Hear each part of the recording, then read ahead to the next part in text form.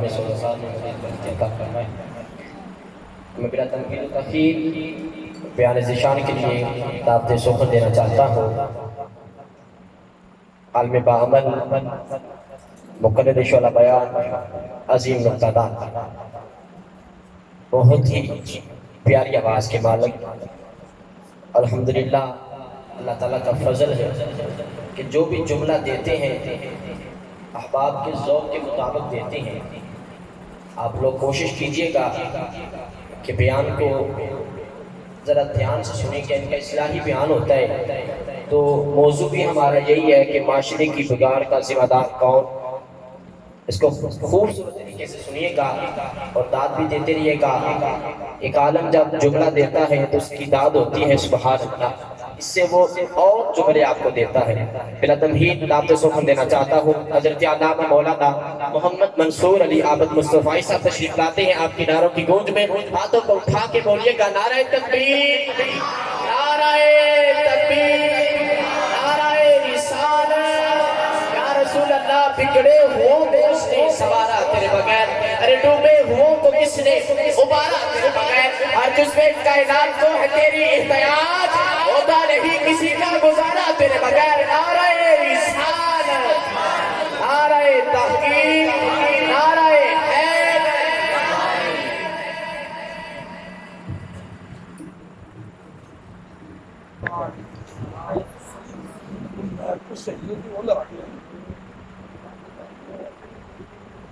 الحمدللہ الحمدللہ رب العالمین والعاقبۃ للمتقین والصلاة والسلام علی سید الانبیاء والمرسلین الحمدللہ ذی المجد والثناء ذی العز والبقاء والرفعۃ والعلا والعظمۃ والکبریاء الحمدللہ الذی زین النبیین بحبیبہ المصطفیٰ ومن علی المؤمنین بنبیہ المرتضیٰ والصلاة والسلام علی رسولہ محمد خیر الورى اما بعد فاعوذ باللہ من الشیطان الرجیم بسم اللہ الرحمن الرحیم انما المؤمنون اخوہ صدق اللہ مولانا العظیم وصدق رسولہ النبی الکریم الامین ان اللہ وملائکتہ یصلون علی النبی یا ایھا الذین آمنوا صلوا علیہ وسلموا تسلیما بلغ العلا بکمالہ کشف الدجی بجمالہ حسن الجمیع خصالہ صلوا علیہ وآلہ۔ محبت کے ساتھ حضور جان رحمت کی بارگاہ میں درود و سلام کا خیرات پیش کیجیے۔ صلاۃ و سلام علیکم یا رسول اللہ وعلی آلہ وصحبہ یا سیدنا المشرکین۔ صلاۃ و سلام علیکم یا رسول اللہ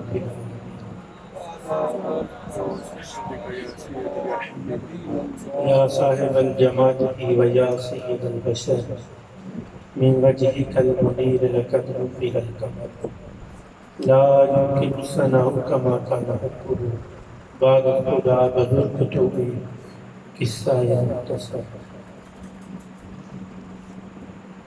اللہ کریم کا بے پایا احسان اور شکر عظیم ہے، وقت کا تعین ہوا اور آپ احباب کی زیارت کا شرف حاصل ہوا۔ تھوڑے سے وقت میں چند باتیں آپ احباب کے سامنے عرض کرنے کی کوشش کروں گا۔ بارگاہ قدوس میں دعا ہے اللہ کریم میری اور آپ کی یہ حاضری اپنی بارگاہ بلند و بالا میں قبول فرمائے۔ قرآن کریم کے جو الفاظ میں نے آپ احباب کے سامنے پڑھنے کا شرف حاصل کیا ہے، ان الفاظ میں اللہ کریم نے ایک منظر کی طرف انسان کی توجہ کو مبذول کروانا چاہا ہے۔ رشتوں میں ایک عزیز رشتہ جو ہے وہ بھائی بھائی کا رشتہ ہے، اور پھر اسلام نے جو ہمیں اخوت کی دولت دی اور اسلام نے جو ہمیں بھائی چارے کا سبق دیا، وہ دور حاضر کی انتہائی ضرورت ہے۔ آج دور تک آپ نگاہ دوڑا کے دیکھیں، ہر انسان پریشانیوں میں مبتلا ہے۔ کہیں نہ کہیں کسی نہ کسی کے پاس بیٹھ کر اپنے دکھڑے سنا رہا ہے، کوئی معیشت کا رونا رو رہا ہے، کوئی گھریلو حالات کسی کے سامنے چھیڑ کے بیٹھا ہے، اور کوئی بچوں کی تربیت کے بارے میں پریشان ہے، کوئی مالی اعتبار سے پریشان ہے۔ اس سے مختصر ہر انسان جو ہے وہ مشکلات سے دوچار ہے۔ دور حاضر کے اندر جتنے بھی ناسور پیدا ہوئے ہیں، جتنی بھی خامیاں ہمیں دور تک دکھائی دیتی ہیں، یا جتنے عیوب اور نقائص ہماری نگاہوں کے سامنے ہیں، یا جتنی پریشانیاں ہماری نگاہوں کے سامنے ہیں، ان کے انتشار میں، ان کے پھیلاؤ میں، ان کے اضافے میں ایک بہت بڑا سبب جو ہے وہ یقیناً آپ میری بات سے اتفاق کریں گے، وہ اس انٹرنیٹ کا ہے۔ جہاں اس کے بہت سارے فوائد بھی ہیں، میں ان کا انکاری نہیں ہوں، وہاں اس کے غلط استعمال سے ہمارا نوجوان، ہمارے بچے اور بڑی عمر کے بہت سارے افراد جو ہیں وہ اپنی صحیح زندگی کے صحیح راستے سے ہٹ کر گمراہی کے رستوں کی طرف گامزن ہے، اور اپنی عاقبت جو ہے اس کو خراب کر رہے ہیں۔ اور ایک سبب اس کا قرآن سے دوری ہے، اور اللہ کے دروں سے دوری ہے، علماء کی سنگت، ان کی معیت، ان کی صحبت سے دوری ہے، جس کی وجہ سے آج ہر انسان پریشانیوں میں مبتلا ہے۔ آج کا انسان اگر چاہتا ہے کہ وہ سرخرو ہو، اسے کامیابی ملے، اسے کامرانی ملے، تو اسے چاہیے کہ قرآن کے دامن کو تھامے، اسے چاہیے کہ اللہ کے گھروں کو آباد کرے، اسے چاہیے علماء کی مجلس میں بیٹھے، اور اسے چاہیے کہ بزرگوں کے پاس بیٹھ کر وہاں سے دانائی اور حکمت کی باتیں سیکھے۔ میں ایک بات یہ ہر جگہ کہتا ہوں کہ ایک سہانا وقت تھا کہ جب لوگ علماء کے پاس بیٹھتے تھے تو ان کی اصلاح کا سبب اور اسباب پیدا ہوتے تھے۔ اللہ کے گھر آباد تھے، وہاں سے لوگوں کی اصلاح کا جو میسج تھا ہر وقت لوگوں تک پہنچتا تھا۔ مدرسے اور خانقاہیں علم رسول، حدیث رسول، قرآن کی تعلیمات کا فیض ہر لمحہ انتہائی اہم طریقے کے ساتھ لوگوں تک پہنچا رہی تھی، اور لوگ اپنے سینوں کو قرآن کی تعلیمات سے، احادیث کے نور سے آراستہ کر رہے تھے۔ اور ایک وہ سہانا وقت بھی تھا کہ جب شام کے پہر بچے اپنے بستروں میں اور پھر اپنی دادی اماں کے بسترے میں جاتے تھے تو وہاں انہیں رسول اللہ صلی اللہ علیہ وسلم کی محبت بھری کہانیاں سنائی جاتی تھی۔ تو یہ بھی ایک اصلاح کا پہلو تھا، لیکن آج دادی اماں کی وہ رضائی نہیں رہی۔ ایک ٹیچر کلاس میں بچوں کو لیسن پڑھا رہا ہے، اور سبق پڑھاتے ہوئے انہیں یہ کہتا ہے کہ بچوں بتاؤ تم کیا بنو گے۔ ہر بچہ اپنے من کی منشا استاد کے سامنے رکھتا ہے۔ کوئی کہتا ہے کہ حضرت میں انجینئر بنوں گا، کوئی کہتا ہے حضرت میں ڈاکٹر بنوں گا، کوئی پائلٹ کہتا ہے، اپنی اپنی منشا جو انہیں سمجھایا جاتا ہے وہ سارے بتاتے ہیں۔ تو اسی کمرے میں ایک کونے میں ایک بچہ بیٹھا ہے جو سر جھکا کے بیٹھا ہے۔ استاد نے کہا کہ بیٹے تم بتاؤ تم کیا بنو گے؟ تو اس نے کہا کہ حضرت میں صحابی رسول بنوں گا۔ اب وہ صحابی رسول تو نہیں بن سکتا، لیکن ایک جذبہ دیکھیں، یہ جذبے اور یہ دولت کہاں سے نصیب ہوئی؟ تو استاد فرماتے میرے پاؤں کے نیچے سے زمین نکل گئی، مجھے یہ شوق پیدا ہوا، میں نے کہا بیٹے بتا یہ جذبہ کہاں سے تمہیں ملا؟ تو اس نے کہا کہ حضرت جب رات کو سونے کا وقت قریب ہوتا ہے تو میں اپنی دادی اماں کی رضائی میں چلا جاتا ہوں تو مجھے میری ماں سونے محمد کے صحابہ کے قصے سناتی ہے. تو وہ جو قصے، وہ جو کہانیاں ہیں، انہوں نے وہ جذبہ میرے اس سینے کے اندر، یہ دولت پیدا ہوئی ہے کہ میں بھی اس مشرق پہ بیٹھوں. تو صاحب صحابی رسول کی مشرق تو بہت بڑی ہے، لیکن دیکھنا یہاں یہ مقصود ہے کہ اس کے سینے میں کس قدر کتنا بڑا جذبہ پیدا ہوا. تو پھر ہم یہ سوچنے پہ مجبور ہو جاتے ہیں کہ وہ جذبہ کہاں سے پیدا ہوا. دادی اماں کی رضائی سے پیدا ہوا. یہ جذبہ جو انسان کو نیکی کی طرف مائل کرتا ہے وہ علماء کی صحبت سے ملتا ہے، وہ قرآن کے ساتھ جڑنے کے ساتھ ملتا ہے، وہ اپنے سینوں کو رسول اللہ صلی اللہ علیہ وسلم کی تعلیمات سے آراستہ کرنے سے ملتا ہے. دکھی انسانیت کے دکھوں پہ ہاتھ رکھنے کے لیے جو جذبات ہمیں نصیب ہوتے ہیں صاحب وہ کہاں سے ملتے ہیں کہ ہمارے اندر احساس پیدا ہو، لوگوں کا احساس پیدا ہو.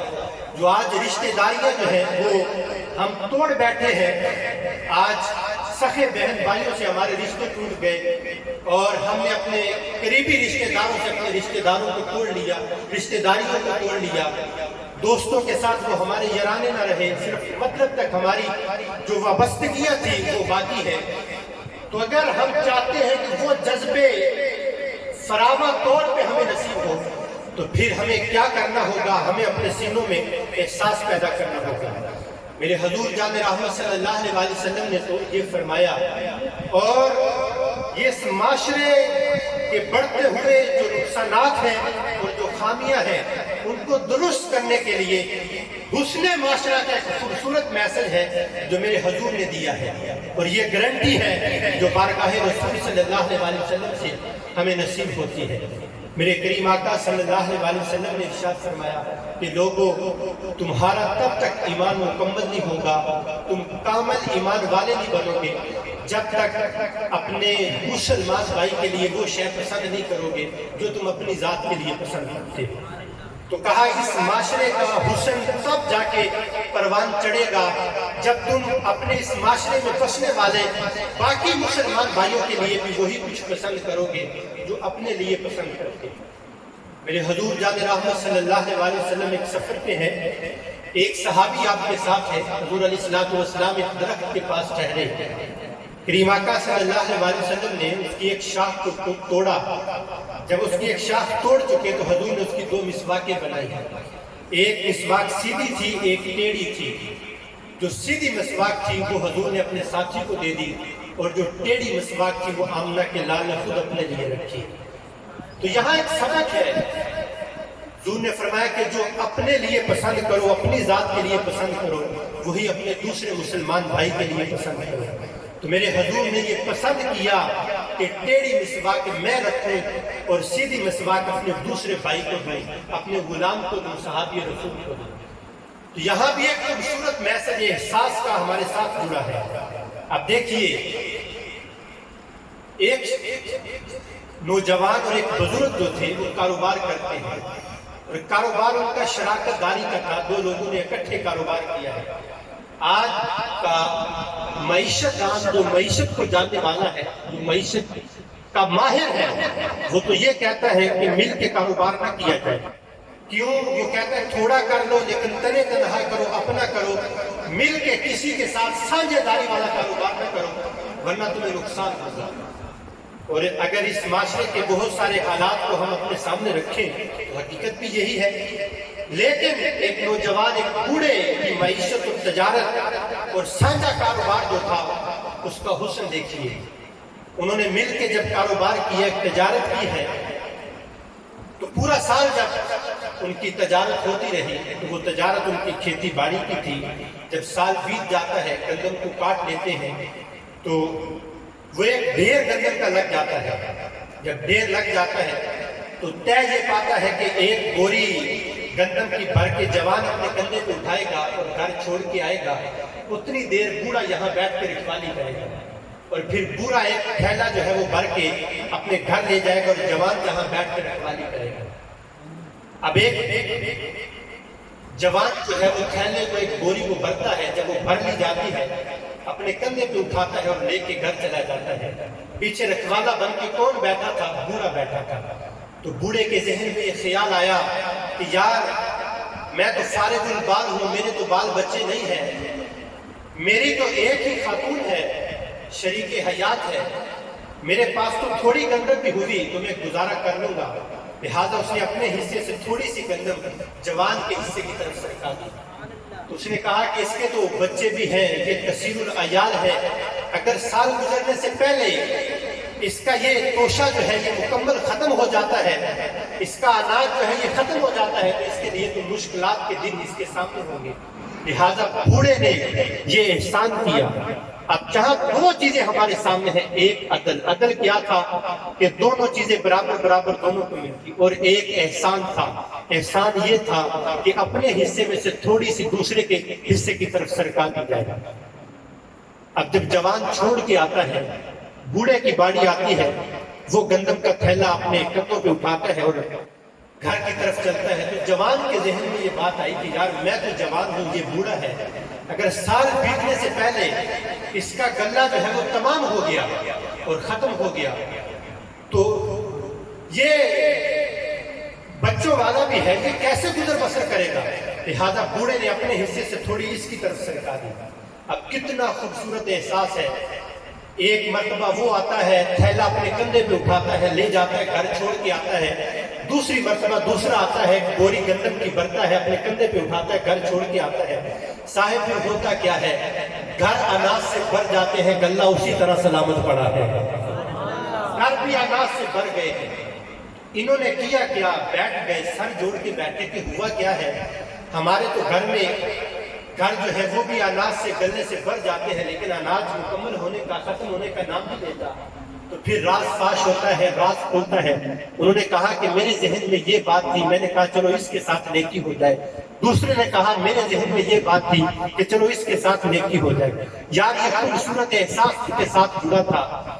तो उन्होंने एक दूसरे को नवाजा, एक दूसरे को दिया, तो रब ने उनके घर भी भर दिए और खजाना फिर भी बाकी पड़ा है। तो क्या ये हकीकी देने वाले से ज्यादा बड़े देने वाले हैं? नहीं, सारी कायनात को बांटने वाला तो अर्श का रहमान है। जब ये दे तो खजाना खत्म नहीं होता, तो फिर उसका दर हर लम्हा खुला है। और वो तो कहता है कि आओ मेरी चौखट पे आके मुझसे मांगो, सबसे बड़ा एहसान करने वाला मैं हूँ। जो उसके दर पे आके झोली फिराता है, वो उसकी झोली को भर के लौटाता है। तो ये एहसास अगर हमारे साथ जुड़ जाए तो यकीनन कि हम दूसरों के लिए अच्छा चाहें, या फिर जो हम अपने लिए पसंद करते हैं वही इस माशरे में बसने वाले अपने दूसरे भाइयों के लिए, इस माशरे के बशिंदों और बाशियों के लिए हम वही चीजें पसंद करें, तो यकीनन माशरा एक खूबसूरत माशरा बन सकता है। एक अंग्रेज था जिसने जब बगदाद अपने उरूज पे था, उसने कहा कि मैं जाके देखूं कि इस बगदाद ने ये तरक्की कैसे की है। तो वो अंग्रेज मुल्क से सफर करते हुए बगदाद शहर में पहुंचता है। उसे जब भूख लगती है तो एक होटल में जाता है, तो खाने का उसने आर्डर किया, उसके सामने खाना रख दिया जाता है। वहां उसके पास एक शख्स था जो मुसलमान था। उसने देखा कि इस शख्स को आज से पहले शहर में कभी नहीं देखा। तो वो खाना खा के मुसलमान जब जाने लगता है तो उसने काउंटर पे जाके उसे गैर मुस्लिम का बिल भी अदा कर दिया। ये गैर मुस्लिम जब खाने खाने से फारिग होता है तो बिल अदा करने के लिए काउंटर की तरफ बढ़ता है। तो कहा कि हज़रत बताओ मेरा बिल कितना बना है। उसने कहा कि तुम्हारा बिल तो अदा कर दिया गया। उसने कहा मैं इस बस्ती में पहली मर्तबा आया हूँ, आज से पहले मैं कभी नहीं आया था, लिहाजा मेरा तो जानने वाला भी कोई नहीं है, तो फिर मेरा बिल कौन अदा करके गया? अल्लाह अकबर। उसने कहा एक शख्स था, वो चला गया, शायद उसने ये ख्याल किया होगा कि कहीं मेरा ज़मीर जो है वो भी इस अमल पे तगड़ा ना हो जाए, लोगों को दिखाता ना फिरे कि देखो मैंने किसी के साथ नेकी की है। तो उस शख्स ने अपनी नेकी को छिपाते हुए तुम्हारे साथ ये नेकी की और वो तुम्हारा बिल अदा करके चला गया। वो जो गैर मुस्लिम था, अब वो बगदाद के रहने वालों की, शहर बगदाद की तरक्की, उरूज, बांकपन देखने आया था। वो आगे बढ़ा, एक दुकान पे जाता है, उसे किसी शय की हाजत महसूस हुई कि मैं कुछ खरीद लूं। जब वो कोई चीज खरीदने के लिए एक दुकान पे जाता है, उसने कहा हजरत मुझे ये शय चाहिए, मुझे ये दीजिए। تو اس نے کہا حضرت یہ شے تو میرے پاس موجود ہے، لیکن اگر تم کہو تو یہ میرے سامنے ایک دکان ہے، تم اس دکان پہ چلے جاؤ، اسی کمپنی کی، اسی ورائٹی کی، اسی قیمت پہ اس دکان پہ یہ چیز موجود ہے۔ اس نے کہا مجھے تو چیز چاہیے، تم دو یا وہ دے، لہٰذا میں اس کے پاس جاتا ہوں، اس سے خرید لیتا ہوں۔ وہ سامنے والی دکان پہ جاتا ہے، اس سے جا کے وہ چیز خریدتا ہے، لیکن خرید کے جب لوٹنے لگتا ہے تو اسے یہ خیال آیا کہ یار میں جاتے میں پوچھتا تو جاؤں، اس کے پاس بھی یہ شے موجود تھی، تو اس نے چیز ہونے کے باوجود مجھے اس کی دکان پہ کیوں بھیجا؟ تو آپ یہ لوٹ کے جب اس کے پاس آتا ہے تو کہا حضرت مجھے ایک سوال کا جواب دیجیے، آپ صبح سے لے کے شام تک یہاں اپنی دکانداری پہ بیٹھتے ہیں، پیٹ کا دھندا کرنے آتے ہیں، کاروبار کے لیے بیٹھے ہیں، ہر شخص یہ چاہتا ہے کہ یہاں سے کچھ کما کے لوٹوں اور زیادہ سے زیادہ میں لے کے جاؤں مال و متاع، تو آپ نے جب شے آپ کے پاس موجود تھی، اسی کمپنی کی تھی، اسی ورائٹی کی تھی، اسی قیمت پہ دستیاب تھی، تو آپ نے مجھے وہ شے دی کیوں نہیں؟ تو سنیے اس کا جواب کیا تھا۔ اس نے کہا کہ حضرت اس لیے نہیں دی کہ میں صبح سے شام تک یہاں کاروبار کر رہا تھا، تو میں نے اپنے بچوں کی روٹی روزی جمع کرنی تھی، جو جا کے شام کو میں نے انہیں کھلانی تھی، لیکن وہ جو میرا ہمسایہ میرے سامنے دکاندار ہے، میں صبح سے دیکھ رہا تھا، اس کی دکان پہ کوئی گاہک نہیں آیا تھا، میں نے اس لیے تمہیں اس کی دکان پہ بھیجا کہ جاؤ جا کے یہ شے اس سے خرید لو، تاکہ شام کو جاتے ہوئے جب گھر لوٹ کے جائے تو وہ بھی اپنے بچوں کے لیے کچھ لے جائے۔ کہا وہ بھی اپنے بچوں کے لیے لے کے جائے۔ تو معاشرے میں کچھ لوگ ایسے بھی تھے کہ جن کی وجہ سے یہاں لوگوں نے ایک بانک پن دیکھا، عروج دیکھا، ترقی دیکھی اور خوشیاں دیکھی اور بہاریں دیکھی۔ تو یہ سارا کچھ کیسے نصیب ہوا کہ انہوں نے ایک دوسرے کا دکھ سکھ جو تھا وہ بانٹا، لوگوں کا احساس کیا، لوگوں کی غمی خوشی میں اس کو اپنی سمجھ کے وہ شریک ہوتے رہے۔ تو یہ حالت تھی، اس وجہ سے اس معاشرے نے خوبصورت دن دیکھے تھے۔ حضرت سیدنا عمر رضی اللہ تعالیٰ عنہ کے زمانہ اقدس میں ایک شخص نے اپنی زمین کو بیچا اور ایک شخص نے زمین کو خریدا۔ ایک بیچنے والا تھا، ایک خریدنے والا تھا۔ اب زمین کا جب سودا ہو جاتا ہے تو خریدنے والے نے اس کی قیمت جو تھی وہ ادا کر دی، بیچنے والا قیمت لے کے گھر لوٹا۔ اب خریدنے والے نے جا کے اس زمین میں ہل چلایا، جب ہل چلایا جاتا ہے تو اس زمین سے ایک قیمتی خزانہ نکلتا ہے، سونا نکلتا ہے۔ وہ سونا لے کے بیچنے والے کے پاس آتا ہے۔ اس نے کہا کہ حضرت تمہارے ساتھ میرا اس زمین کا سودا ہوا تھا، اس خزانے کا سودا نہیں ہوا تھا، لہذا یہ خزانہ تمہارا ہے، اسے اپنے پاس رکھو۔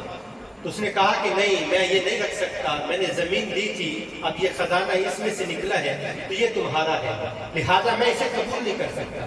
لہذا ایک تکرار جو تھا وہ طول پکڑ گیا، یہاں تک کہ ماجرا حضرت سیدنا عمر رضی اللہ تعالیٰ عنہ کی چوکھٹ پہ پہنچا۔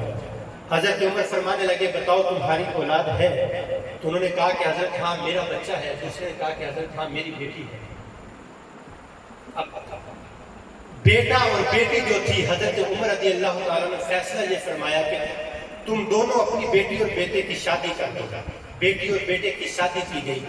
اب وہ دولت جو تھی، وہ سونا جو تھا، وہ جو خزانہ تھا، وہ جس نے زمین بیچی تھی وہ لوٹ کے پھر اس کے حصے میں آ جاتا۔ اللہ اکبر۔ ایک یہ احساس کا منظر تھا کہ اس معاشرے میں جب لوگ ایک دوسرے کا احساس کرتے تھے تو پھر خوبصورت رشتے پروان چڑھتے تھے۔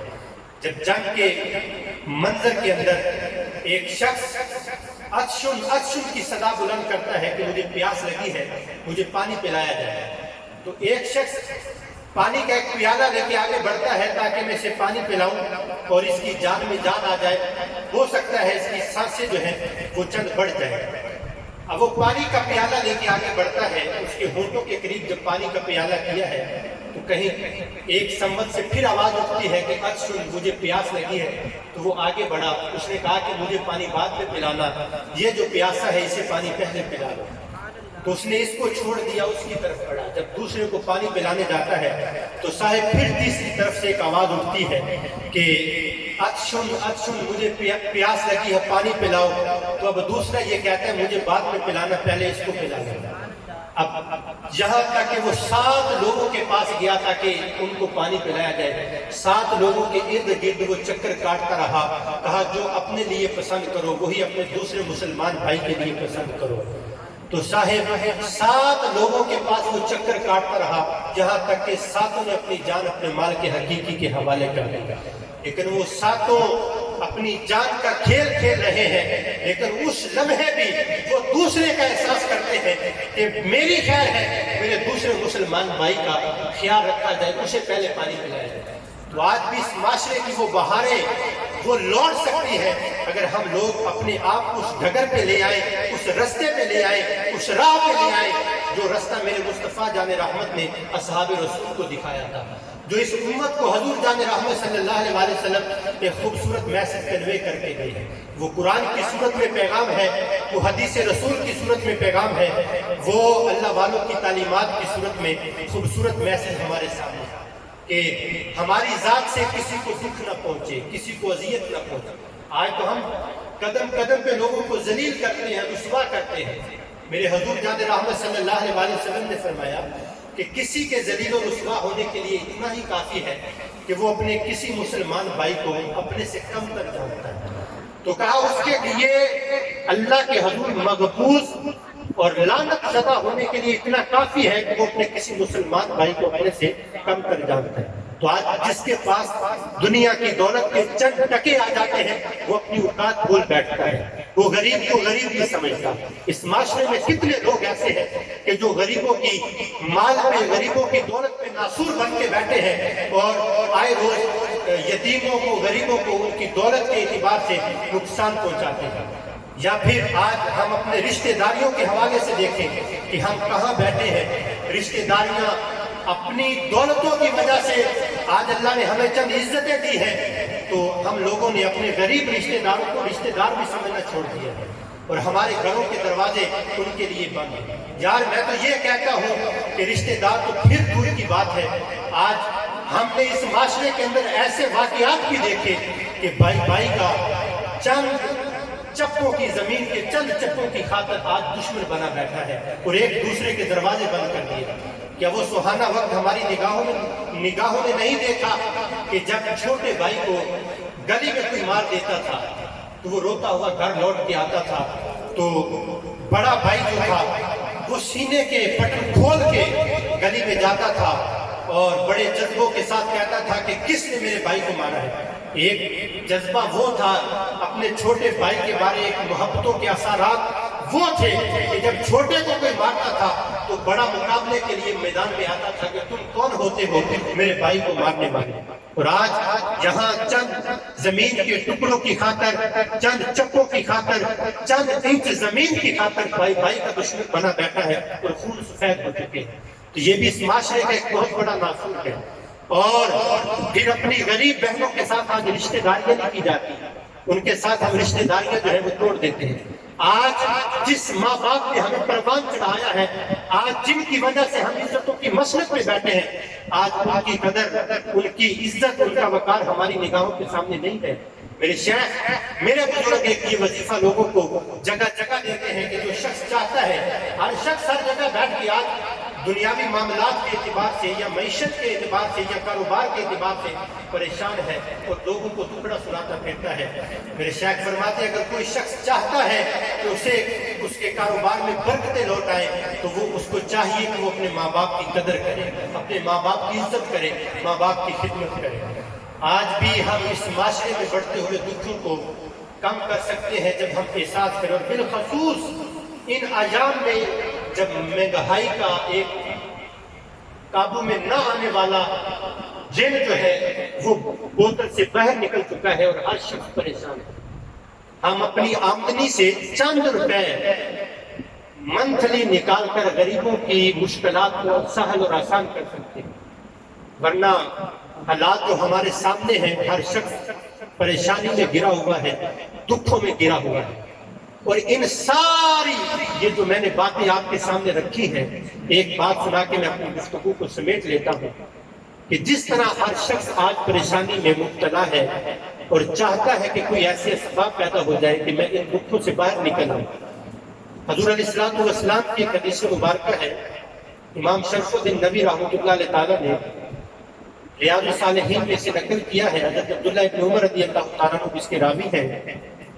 حضور فرماتے ہیں 3 لوگوں نے سفر کیا، اور جب 3 لوگوں نے سفر کیا تو ایک جگہ رات آئی تو ایک بارش کا سہانا سا موسم بنا، اور وہ موسم طوفانی بارش میں تبدیل ہو جاتا ہے۔ جب طوفانی بارش میں تبدیل ہوتا ہے تو وہ ایک غار میں پناہ لیتے ہیں۔ جب غار میں پناہ لے لیتے ہیں تو ایک اوپر سے پتھر بڑا لڑکھڑاتا ہے اور وہ غار کے منہ پہ آ کے ٹھہر جاتا ہے، تو غار کا منہ بند ہو جاتا ہے۔ جب غار کا منہ بند ہوتا ہے تو تینوں جو تھے وہ فردن بھی اور یک بارگی کے ساتھ بھی آگے بڑھتے ہیں تاکہ اسے غار کے منہ سے ہٹایا جائے اور ہم اس مشکل سے باہر نکل جائیں، لیکن وہ بھاری بھرکم پتھر اس غار کے منہ سے ہٹنے کا نام نہیں لیتا۔ اب وہ یہی سوچ رہے تھے کہ ہمارا وقت اخیر ہمارے سامنے ہے، یہاں ہماری موت ہوگی۔ ان میں سے جب وہ مایوس ہو کے بیٹھ جاتے ہیں تو ایک نے ہمت باندھی اور اس نے کہا کہ میں تمہیں ایک ترغیب بتاتا ہوں، ہو سکتا ہے اللہ اس کی وجہ سے ہمارے لیے آسانیاں پیدا فرما دے۔ تو اس نے کہا کہ بتاؤ وہ ترغیب کون سی ہے؟ کہا زندگی میں جو کام تم نے خالصتاً اللہ کی رضا کے لیے کیا ہے وہ اللہ کے سامنے رکھو۔ ایک شخص بولتا ہے، اس نے کہا کہ مالک تو جانتا ہے میں اپنے ماں باپ کا بڑا خدمت گزار ہوں، اور ایک دن میں جب دور بستی سے اپنے مال کو اپنے ریوڑ کو لے جاتا ہوں تو شام کو لیٹ تاخیر کے ساتھ گھر لوٹتا ہوں، اور جب میں گھر لوٹا کرتا تھا اپنی بکریوں کا، اپنے مال کا، ریوڑ کا دودھ دونے کے بعد اسے گرم کرتا تھا، اپنے بال بچوں کو بعد میں دیتا تھا، پہلے ماں باپ کی خدمت کیا کرتا تھا۔